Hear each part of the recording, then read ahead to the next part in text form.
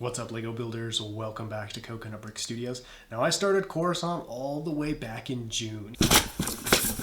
Surprise! And now in December, I'm at roughly the halfway point of this series. So I wanted to kind of step back and evaluate it as a whole, talk about how it's been going, when it could possibly finish, as well as revisit my plans for the Moc as a whole, because about 15,000 new viewers have joined the channel since I began this project, which is insane. And so it'll be good to bring as many people up to speed as possible. I'm going to do a quick breakdown of the Moc, and then I'm going to answer some frequently asked questions I get in my update videos concerning Coruscant, such as pricing, part sourcing, minifigs, all that good stuff. So if you're excited to see more Coruscant goodness, don't forget to execute Order 66 on that like button, and let's get started. Okay, I'm going to make this brief. So I split the Moc into 3 sections. The first section is an apartment complex on this side with a military clone base over here. We're going to have a barracks, armory, and then some tanks over here with, soldiers running around and stuff. The second section has an entertainment complex on that side. When it's finished, it's going to have a bunch of shops running along the bottom here.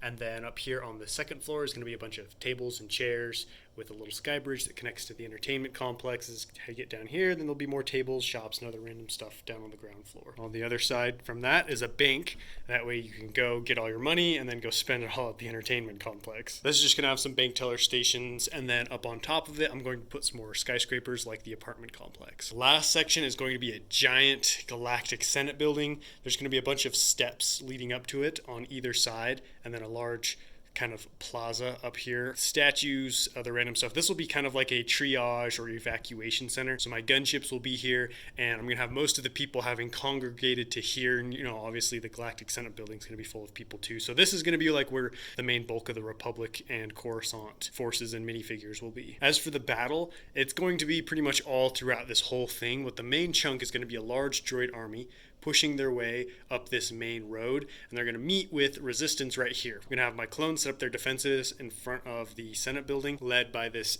ATTE from Brick Vault. I'm glad I'm doing this because I did not realize how much space this ATTE is going to take up. I think it's actually going to have to be scooted this way a bunch because this road right here is actually going to lead into a tunnel at the center of this Galactic Senate section, and then it's going to go down to a parking garage underneath everything. I don't know how much of this will be able to fit in that tunnel, so I may need to scoot it forward. Droid forces scattered everywhere with the main bulk kind of up here doing battle with the Republic. As for the Galactic Senate building, because it's so big, I'm only going to be able to build like a piece of it, so there'll be a large front rounded wall, some pillars, and then a roof. I don't know if there'll be any interior just because I don't know how much space I'm working with yet, how much will be exposed inside, if there will be if I'll even have the ability to build an interior. So I'm just kind of playing that one by ear, and we'll see when I get there, which should be not too long from now. But that's pretty much everything. Now everybody should be all caught up as to my plan for the Moc. Now it's time to go answer some questions. First question is, how much money have I spent or do I spend on the Moc? And I don't keep track of how much I spend on Coruscant specifically. I have a monthly budget, and then just some of that goes to Coruscant, some of that goes to other stuff, just depending on what I need and what videos I'm making. I don't stick to that budget, I go over it a lot of the times, but that's not really the purpose of the budget for me. It's just to make me more educated and more aware of what I'm spending my money on, because, sometimes you gotta spend more if, a certain set comes back in stock that I need, or I tend to need more parts, or I come up with a video. But it does cut out unnecessary or wasteful spending, like, oh, I just see a set here, and I'm like, yeah, I'll buy that, because I'm aware, like, oh, that's gonna go towards my budget. So I don't end up just buying random stuff that I don't really need, which is nice. And I'm a lot more careful and calculated with my Bricklink purchases. This next one isn't really a question, but a statement I see, and it's make sure to add this minifigure or this clone or whatever, and none of the minifigures are going in until the very end of the Moc. So if you see something, you're like, oh, that needs a minifigure there, chances are there will be one when the series is done, just not now, because if I put all the minifigures in now, they're gonna get in my way, they're gonna get moved around, broken, lost, obviously. So if you do see minifigs in the Moc, that's just for thumbnails, to give you guys perspective or frame of reference for the size or what things are going to look like. Another question I get asked a fair amount is, where do I get my shock troopers? Which makes sense because the official Lego shock trooper goes for about $60 a minifig, so that would just not be feasible for me to build my army out of those. I decal mine, which is where I take a blank body and helmet and I get a sticker sheet with shock trooper decals, cut them out, stick them on, apply them. I get all of my decals from Thick's Fig Shop. He's got great customer service, great product, great guy. And if you are getting any decal supplies, use code COCONUT at checkout and you'll get a small discount and I'll get a small kickback. Win-win for both of us. I also decal a lot of my Phase 2 grunts.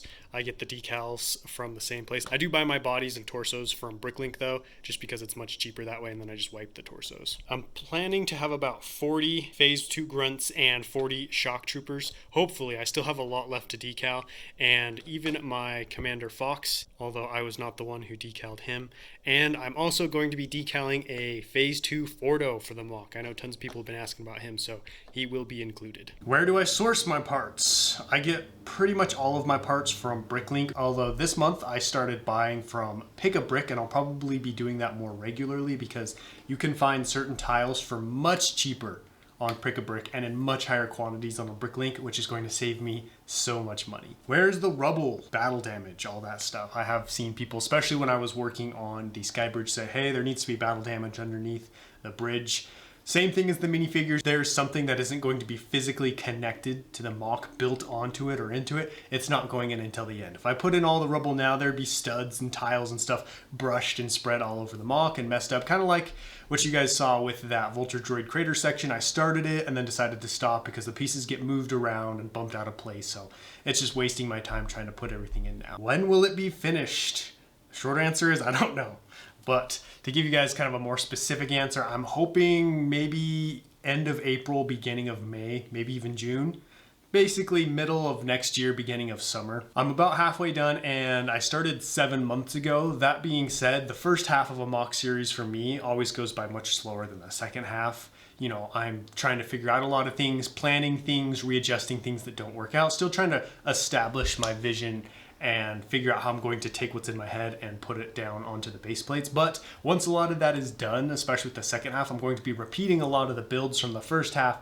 A lot of designs have been fleshed out, and so I go much quicker. I have a lot more parts in, so I don't see this next half taking me as long. Will this go to any conventions? Definitely not. That would be such a pain and physically impossible because this Moc is built as one Moc, and so it wouldn't be able to fit through the door. If I were to build this in a way to go to a convention, I would have needed to build it in sections that could come apart or be disassembled safely and quickly. That way I could transport the Moc safely to a convention. Because I'm sure most of you guys know if you try and transport something as one piece, it's gonna get broken. That's right, stay in there. Last question, is this Moc based off of the 2003 Clone Wars show or Star Wars Revenge of the Sith?